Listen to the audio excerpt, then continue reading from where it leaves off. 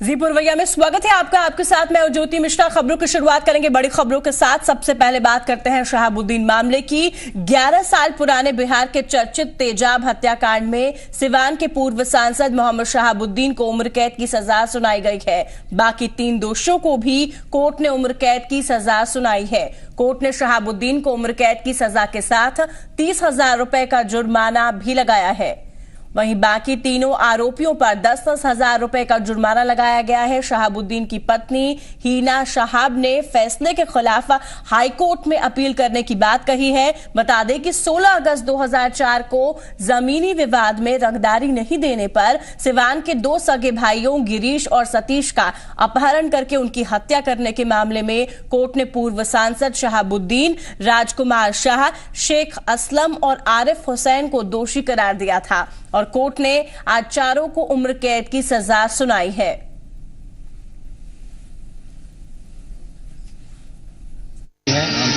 Cylinder 201 के लिए 20,000 है और 364 ए के लिए 10,000 है। शहाबुद्दीन अरेस्ट को 364 में पाया गया है, 364 ए में, और इसके लिए इन लोगों को 10,000 और शेष अन्य को, उन लोगों को भी 364 ए में दोषी पाया गया, उनको भी आजीवन कारावास। और इधर शहाबुद्दीन को उम्र कैद के कोर्ट के फैसले का जेडीयू नेता अजय आलोक ने स्वागत किया है। Well, the court had done their job. A decision they have announced, and we welcome the decision, and we have always welcomed all the decision pronounced by the honorable judiciary. And the accused also has all the rights to appeal in the higher courts. So there is no point in giving any political reaction to it. बता दें कि शहाबुद्दीन को कई मामले में पहले भी सजा हो चुकी है। आपको वो मामले बताते हैं। छोटे लाल अपहरण कांड में उम्र कैद, एसपी सिंघल पर गोली चलाने के मामले में भी सजा हो चुकी है। वहीं आपको बता दें कि आर्म्स एक्ट में 10 साल की सजा, जिरादई थानेदार को धमकाने के मामले में 1 साल की सजा, बाइक चोरी केस में 3 साल की कैद, माले कार्यालय पर गोली चलाने के मामले में 2 साल की सजा, राजनारायण मामले में 2 साल की कैद।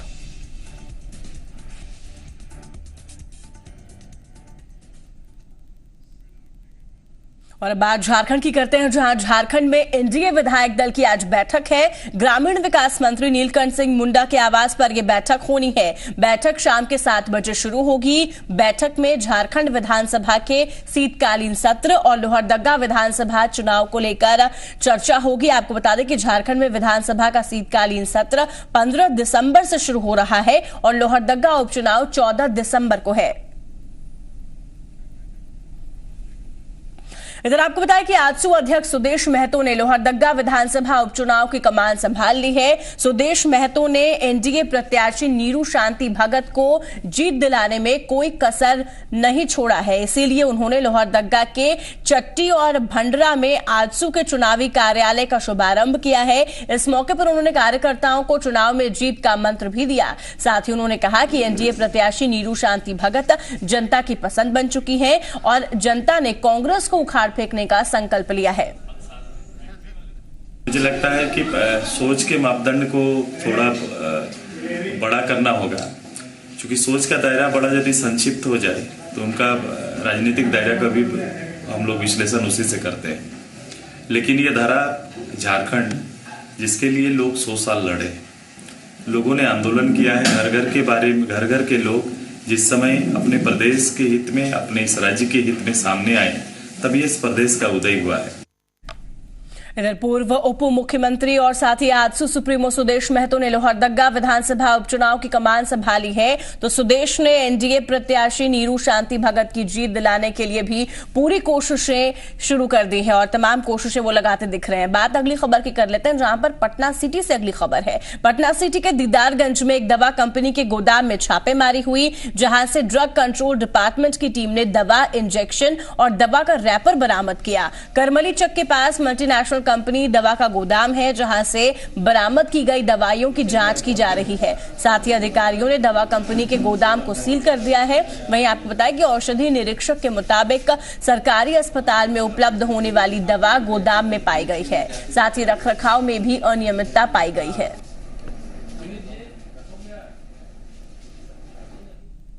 कि फाइजर लिमिटेड द्वारा निजी अस्पतालों की आपूर्ति निमित्त औषधियाँ बनाई जा रही हैं। जैसे कल हम लोग रुबन में थे। रुबन का एक प्रतिष्ठान है जिसका नाम रतन फार्मा है।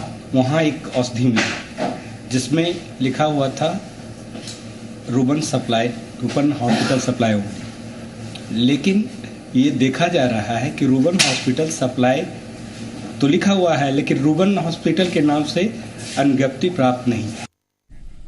और जी पुरवैया की खबर के बाद पटना पुलिस लगातार अपना इमेज सुधारने की कवायद में जुटी हुई है। जी पुरवैया की खबर का असर है कि 4 दिसंबर की रात को थाने से नदारद रहने वाले 223 पुलिसकर्मियों का पहले वेतन रोका गया और अब पटना के एसएसपी मनु महाराज गुरुवार की रात मुंह पर रुमाल बांधकर बाइक से थानों का जायजा लेने पहुंचे। इस दौरान उनको कई जगहों पर लापरवाही और ड्यूटी में कोताही देखने को मिली। शहर की चौकसी को परखने के लिए एसएसपी खुद बाइक चला रहे थे। उनके साथ एक दरोगा भी था। सबसे पहले वो कोतवाली थाने पहुंचे। इसके अलावा जक्कनपुर, मीठापुर, बस स्टैंड, हड़ताली मोड़, बेली रोड, एसकेपुरी बाईपास, कंकड़बाग, गांधी मैदान, अशोक राजपथ समेत राजधानी के दर्जन भर इलाकों में वो गए। कई इलाकों में सुरक्षा ढीली पाई गई। थानेदारों से जवाब तलब भी किया गया।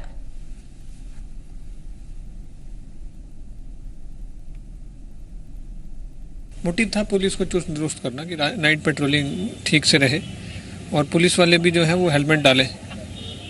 पुलिस वालों को भी हेलमेट डालनी है, अगर नहीं डाल रहे हैं और पुलिस वालों को घूम रहा तो उनको भी उसी तरह से चेकिंग करनी है जिस तरह आम आदमी की चेकिंग होती है। तो ये मेरा मकसद था, पर मैं रात को जब निकला था तो प्रॉपर मुझे पाया गया कि कहीं चेकिंग उस तरह की चुस्त दुरुस्त नहीं निकली। उसमें 2 पुलिस कर्मचारियों को सस्पेंड भी किया गया है। मैंने करीब 5 थाना का निरीक्षण किया। क्या उसमें पाया? संतुष्ट है आप अपने थाने के कामकाज से? नहीं, फिलहाल संतुष्ट नहीं है, उसको और चुस्त दुरुस्त करने की जरूरत है। और सर, इसमें एक बयान आ रहा है लोगों का, नेताओं का, जो आप खुद बिना हेलमेट के थे। इस पर आप उसका मैंने आपको कारण बताया है कि जान के मैं बिना हेलमेट के था ताकि पुलिस वाले मुझे चेक करें कि मैंने हेलमेट डाला है या नहीं डाला है। और मैंने अपना चेहरा भी ढका हुआ था ताकि ये ना देख सकें कि सीनियर एसपी हैं। एज ए पुलिस ऑफिसर उनको चाहिए था कि किसी को भी वो चेक करें। और बात बेगूसराय से आ रही अगली खबर की, जहां पर बेगूसराय में पुलिस टीम की स्कॉर्पियो और ट्रक टक्कर हो गई है, जहां पर इस हादसे में पूर्णिया सदर थाने के एसआई संजीव कुमार की जान चली गई, जबकि 2 पुलिसकर्मी इसमें घायल हो गए हैं। पुलिस टीम एक लूट की घटना के मामले को लेकर छापेमारी करने के लिए पटना जा रही थी और इसी दौरान बलिया थाने के NH 31 पर यह सड़क हादसा हुआ।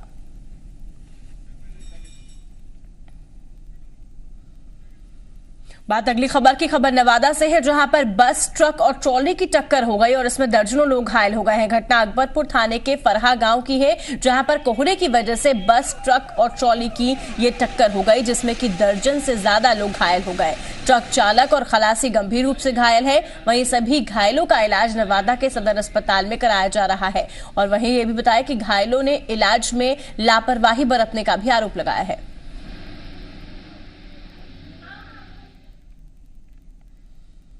इधर झारखंड में नक्सलियों के खिलाफ पुलिस को कामयाबी मिली है। कुंदा, लावालौंग, हंटरगंज में पंचायत चुनाव में मतदान से पहले चतरा में 5 किलो का सिलेंडर बम बरामद किया गया है। सीआरपीएफ के बम निरोधक दस्ते ने उसी जगह पर बम को डिफ्यूज भी कर दिया। बम मिलने के बाद ज्वाइंट टीम बनाकर इलाके में सर्च अभियान चलाने के निर्देश भी दिए गए हैं। माओवादियों ने चुनाव ड्यूटी में लगे पोलिंग पार्टी और सुरक्षा कर्मियों को निशाना बनाने के उद्देश्य से चतरा लावालौंग मेन रोड में प्लांट किया था। चतरा में पंचायत चुनाव अंतिम चरण में है और इसी बीच फोर्सों का गमनागमन भी हो रहा है। तो फोर्स और पोलिंग पार्टी को टारगेट करने के उद्देश्य से या अपना फ्रस्ट्रेशन शो करने के लिए माओवादी के किसी व्यक्ति विशेष के द्वारा यहाँ पे एक आईडी बम प्लांट किया गया था और सूचना रहते इसको हम लोगों ने ट्रेस करवाया और इसको बीडीएस टीम की तरफ से स्थानांतरित कर दिया गया। कहाँ से बरामद हुई? ये लावालौंग थाने के रत्नाक से मिला है। शनिवार को झारखंड में चौथे और अंतिम चरण का पंचायत चुनाव होना है। आखिरी चरण में 13 जिलों के 41 प्रखंडों के 748 पंचायतों में वोट डाले जाएंगे। इस चरण में भी सुबह 7 बजे से लेकर शाम के 3 बजे तक वोटिंग होगी। आखिरी चरण में वोटिंग के लिए 9,291 मतदान केंद्र बनाए गए हैं। चुनाव में कुल 29.76 लाख मतदाता अपने मताधिकार का उपयोग करेंगे, जिसमें कि 14.35 लाख महिलाएं और 15.41 लाख पुरुष मतदाता शामिल हैं। ये मतदाता अलग अलग पदों के लिए खड़े कुल 25,514 उम्मीदवारों की किस्मत का फैसला करेंगे। वहीं बताया आपको कि इस चरण में 3,395 पदों के लिए निर्विरोध चयन हुआ है। वहीं आखिरी चरण में प्रशासन की ओर से शांतिपूर्ण और निष्पक्ष चुनाव की तैयारियां पूरी कर ली गई हैं। 30,900 के करीब पुलिस कर्मियों को लगाया गया है मतदान केंद्रों पर, ताकि सुरक्षा व्यवस्था कायम रहे।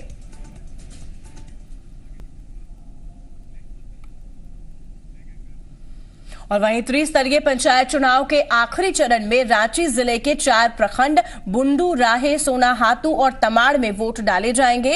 रांची के मुराहाबादी मैदान से मतदान कर्मी और पुलिस कर्मियों को रवाना कर दिया गया है। मुराहाबादी मैदान का जायजा लिया जी मीडिया संवाददाता अविनाश कुमार ने। झारखंड में कल चौथे और अंतिम चरण का पंचायत चुनाव होना है। इस वक्त हम रांची के मुराहाबादी मैदान में हैं, जहां आप देख सकते हैं कि तमाम बसें लगी हुई हैं और जो भी मतदान कर्मी हैं वो सुबह से ही उनको भेजने का काम चल रहा है। सुरक्षा कर्मी भी हैं जो लगातार शांतिपूर्ण चुनाव के लिए जो तैयारियां होती हैं वो इन्हीं के जिम्मे हैं। चौथे चरण में 29 लाख मतदाता अपने मताधिकार का प्रयोग करेंगे, जबकि 24,000 के करीब उम्मीदवार मैदान में हैं। 9,000 से ज़्यादा मतदान केंद्र बनाए गए हैं, जबकि 30,000 सुरक्षा कर्मियों को शांतिपूर्ण चुनाव के लिए लगाया गया है। चौथे चरण में रांची के भी 4 प्रखंड में चुनाव होना है। हमारे साथ अधिकारी हैं। क्या कुछ तैयारी रांची के लिए हुआ है, क्योंकि 4 प्रखंड में होना है चुनाव? यहाँ 4 प्रखंड में होने वाला है। रातू आपका सोनाहातू है, आपका तमाड़ है, बुंडू है। उसके लिए 310 वाहन हम लोग स्कूल से कुछ प्राइवेट वाले से मंगाए थे और सभी को कल 6 बजे सुबह ब्लॉक के लिए प्रस्थान करा दिए गए। आप समझ सकते हैं कि जिस तरह से पिछले 3 चरण में चुनाव हुए पंचायत के, और ये चौथा और अंतिम चुनाव है, लेकिन सवाल ये उठता है कि जिस तरह से चौथे चरण से ठीक पहले बहुत सारे नक्सली जो क्षेत्र हैं, प्रभावित क्षेत्र हैं, वहाँ बम भी मिल रहे हैं। तो अब ये देखना होगा कि जो चौथा और अंतिम चरण है ये शांतिपूर्ण चुनाव हो पाता है कि नहीं, और राज्य निर्वाचन आयोग इस मामले में सफल होती है कि नहीं। कैमरा पर्सन अरुण के साथ अविनाश कुमार, जी मीडिया, रांची।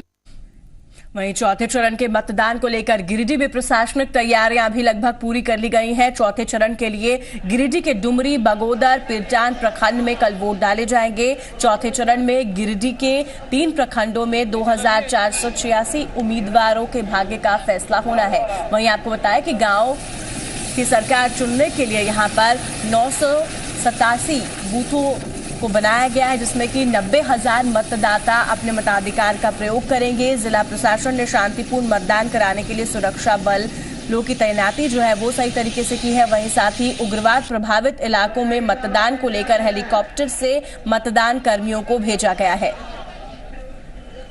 नेशनल लाइट इलाका जा रहे हैं, लेकिन हम लोग को कोई फील नहीं हो रहा है। यह खुशी की बात है कि इलेक्शन के काम में जा रहे हैं और हमारी सुरक्षा व्यवस्था खूब तगड़ा है। नक्सली इलाका में हम लोग जा रहे हैं और हम लोग को हेलीकॉप्टर के द्वारा भेजा जा रहा है।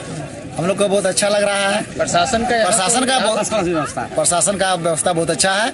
हेलीकॉप्टर के द्वारा जाने के बाद मतदान सही तरीके से हम लोग को करवाना है और 7 से 3 मतदान कराने के बाद फिर वहीं डुमरी में हम लोग बक्सा जमा करेंगे, जहाँ रखेंगे। उसके बाद फिर अपने अपने घर की ओर प्रस्थान करेंगे।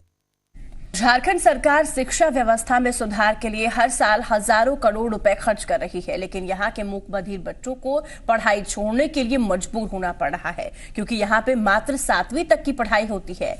निःशक्त बच्चों के अभिभावक चाहकर भी अपने बच्चों को आगे नहीं पढ़ा पाते।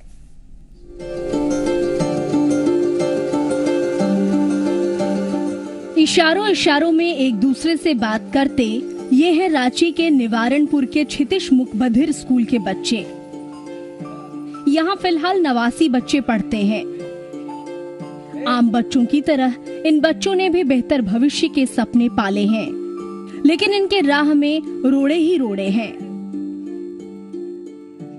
सरकारी स्तर से न विधायकी फंड से हो या सांसद के फंड से हो या सरकार की कोई कोष हो जो इस विद्यालय के लिए विशेष रूप से इसकी व्यवस्था के लिए दिया जाए, ऐसा कहते हुए मुझे दुख हो रहा है कि सरकारी स्तर पर इस तरह की कोई व्यवस्था इस विद्यालय के लिए नहीं रखी गई है।